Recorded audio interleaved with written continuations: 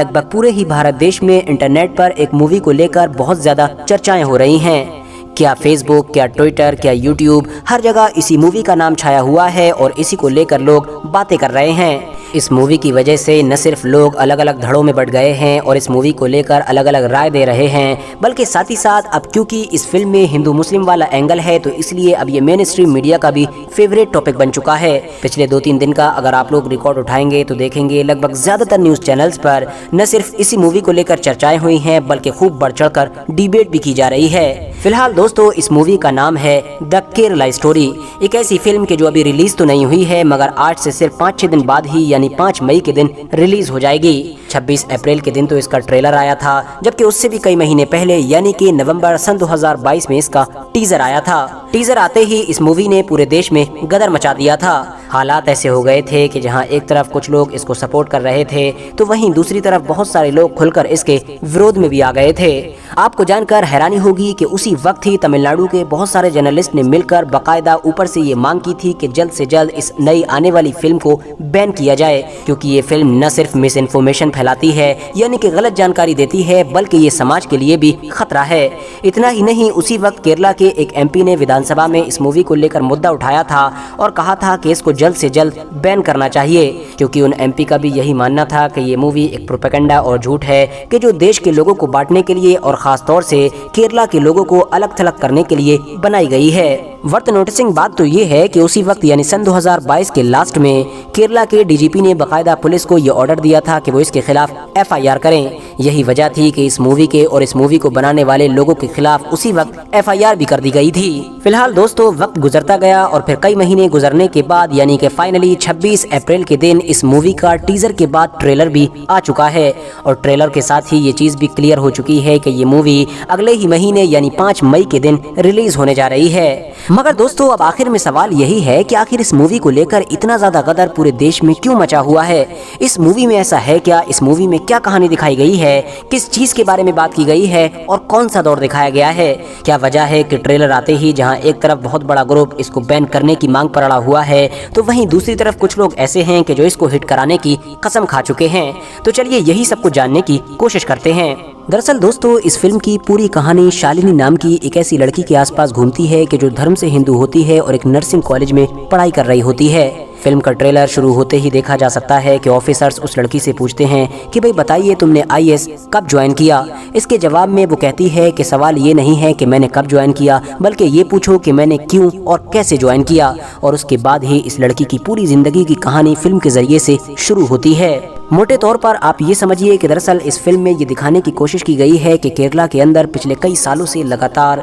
हिंदू लड़कियों को टारगेट किया जा रहा है और उनको टारगेट पर लेकर बाकायदा पहले मुस्लिम लड़कियां बहला फुसलाकर उनका धर्म बदलवाती हैं, मुस्लिम लड़कों से दोस्ती करवाती हैं और फिर वो उनकी शादी भी करवा देती हैं। इस तरह से उनको न सिर्फ बड़ी तेजी के साथ हिंदू से मुस्लिम ही बनाया जा रहा है, बल्कि मुस्लिम बनाने के बाद उनको सीरिया और इराक जैसे इलाकों में भेजा जाता है जहाँ पर उनको न चाहते हुए भी ISIS जैसी एक बड़ी टेररिस्ट ऑर्गेनाइजेशन को ज्वाइन करना होता है। फिल्म में दिखाई गई शालिनी नाम की लड़की की कहानी भी कुछ इसी तरह की है और फिल्म में ये दिखाने की कोशिश की गई है कि एक लड़की के जो पहले आम हिंदू फैमिली से हुआ करती थी और अच्छे खासे कॉलेज में पढ़ाई करती थी, किस तरह से जब वो मुस्लिम फ्रेंड से मिलना शुरू हुई तो उसकी ज़िंदगी में बदलाव आया और वो बदलाव इतना आगे तक पहुँच गया कि एक वक्त ऐसा आया कि उसने न सिर्फ एक मुस्लिम लड़के से शादी की और शालिनी से फातिमा बन गई और उसने फातिमा बनने के बाद IS जैसे एक बड़े आतंकवादी संगठन को भी ज्वाइन कर लिया। आप में से जितने भी लोगों ने ऑलरेडी नवंबर में आने वाला इस मूवी का टीजर देख रखा है तो वो अच्छी तरह से जानते होंगे कि टीजर शुरू होते ही दिखाया जाता है कि जो मूवी की एक्ट्रेस है यानी कि अदा शर्मा, वो कहती है कि मेरा नाम शालिनी है, मगर अब मैं शालिनी नहीं हूँ बल्कि अब मैं फातिमा बन चुकी हूँ और अब मैंने IS ज्वाइन कर रखा है, मगर अब मैं अफगानिस्तान की जेल में बंद हूँ और यहाँ पर मैं सिर्फ अकेली नहीं हूँ बल्कि मेरी तरह और भी ऐसी 32,000 ईसाई और हिंदू लड़कियाँ हैं कि जो पहले तो ईसाई और हिंदू हुआ करती थीं मगर बाद में उनको इस्लाम में कन्वर्ट करके IS ज्वाइन करवा दिया गया था। वो या तो जेल में बंद हैं या फिर ज़मीन में दफन हो चुकी हैं और ये सारा का सारा काम केरला में धड़ल्ले से चल रहा है और एक लंबे वक्त से चल रहा है। यानी मूवी के टीजर से ही खुले तौर पर यह मैसेज देने की कोशिश की गई थी कि केरला स्टेट के अंदर ऐसे बहुत सारे मिशन चल रहे हैं कि जिनके तहत हर साल हज़ारों की तादाद में लड़कियों को न सिर्फ दूसरे धर्म से इस्लाम में लाया जाता है बल्कि बाद में उनको आतंकवादी संगठनों में शामिल भी कर दिया जाता है। मगर दोस्तों अब सवाल यही है कि क्या सच में केरला में यही सब कुछ हो रहा है कि कि जैसा कि इस फिल्म में दिखाया गया है, क्या सच में कभी केरला की 32,000 हिंदू और ईसाई लड़कियों को ज़बरदस्ती मुसलमान बनाकर उनको इराक और सीरिया जैसे इलाकों में IS ज्वाइन करने के लिए भेजा गया था, जैसा कि इस फिल्म में दावा किया गया है?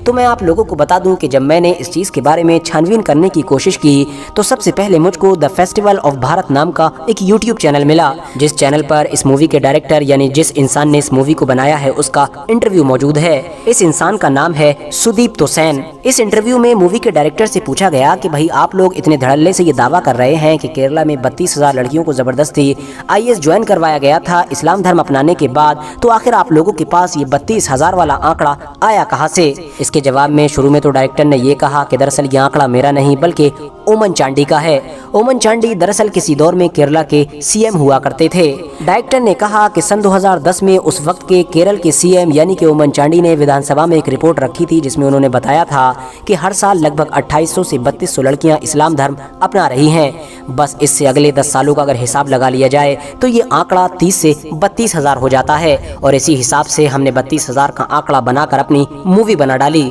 मजे की बात यह है कि बाद में मूवी डायरेक्टर यानी सुदीप्त सेन ने खुद ये भी कह डाला कि जब उन्होंने कुछ वक्त के बाद केरला के CM से इस बारे में बात की कैमरे के सामने, तो केरला के CM ने इस बात से पूरी तरह से इनकार कर दिया कि केरला में कभी कुछ ऐसा हुआ भी था। हालांकि दोस्तों जब बवाल ज्यादा बढ़ा तो मूवी डायरेक्टर के इस दावे के बारे में भी इन्वेस्टिगेशन की गई और मीडिया रिपोर्ट्स ने यह दावा किया है कि दरअसल मूवी के डायरेक्टर ये जो कह रहे हैं कि सन 2010 में केरला के पूर्व CM ने विधानसभा में एक रिपोर्ट पेश की थी, दरअसल उनका वो दावा भी गलत है, क्योंकि केरला के जो पूर्व CM थे यानी कि ओमन चांडी, उन्होंने दरअसल 2010 में नहीं बल्कि 25 जून सन 2012 को इस बारे में बयान दिया था और उस बयान में उन्होंने कहा था कि सन 2006 से लेकर अब तक लगातार हमारे राज्य में 2667 लड़कियों ने इस्लाम धर्म अपनाया है। यानी कि दोस्तों वो आंकड़ा हर साल का नहीं बल्कि 6 साल का था, सन 2006 से लेकर 2012 तक का। सबसे ज्यादा हैरानी की बात तो ये है कि पूर्व CM का वो बयान हर साल के लिए नहीं बल्कि पूरे 6 साल के लिए था और उस बयान में भी उन्होंने ये नहीं कहा था कि लड़कियों का जबरदस्ती धर्म परिवर्तन करवाया गया है, बल्कि जाहिर है हर इंसान अपनी मर्जी से भी तो अलग अलग इलाकों में अपने धर्मों को बदलता रहता है। इसके अलावा खासतौर से लड़कियों की IS ज्वाइन करने वाली बात को लेकर जो जोर दिया जा रहा है और जिस टॉपिक पर पूरी मूवी को ही बना दिया गया है, उस बारे में तो केरला के पूर्व CM ने कोई बात की ही नहीं थी। यानी आसान लफ्जों में आप ये समझ सकते हैं कि ये जो 32,000 का टैग लगाया गया है ये दरअसल सिर्फ और सिर्फ मार्केटिंग के लिए है, वरना इसके पीछे कोई भी ऐसा प्रूफ मौजूद नहीं है कि जो इसको सच साबित कर सके। शायद यही वजह है कि आप लोग जितने भी ऐसे इंटरव्यूज देखेंगे कि जिसमें इस फिल्म से जुड़े हुए लोगों से जब भी ये सवाल पूछा जा रहा है कि भाई आप लोगों ने ये जो इतना बड़ा दावा किया है इसके पीछे आप लोग कोई सबूत भी तो दीजिए, तो सबूत देने की बजाय वो लोग बात को इधर उधर घुमाते हुए नजर आ रहे हैं। फिलहाल अब अगर बात कर लूँ मैं अपने सबूतों की कि भाई मैं भी तो जब इन सारे दावों को झूठा करार दे रहा हूँ तो मेरे पास सबूत कहाँ से आए, तो दोस्तों आप लोगों को इस वक्त इंटरनेट पर अलग अलग मीडिया संस्थान के ऐसे बहुत सारे आर्टिकल्स मिल जाएंगे कि जो ऑलरेडी इन सारे दावों की पड़ताल कर चुके हैं और इनको झूठा करार दे चुके हैं।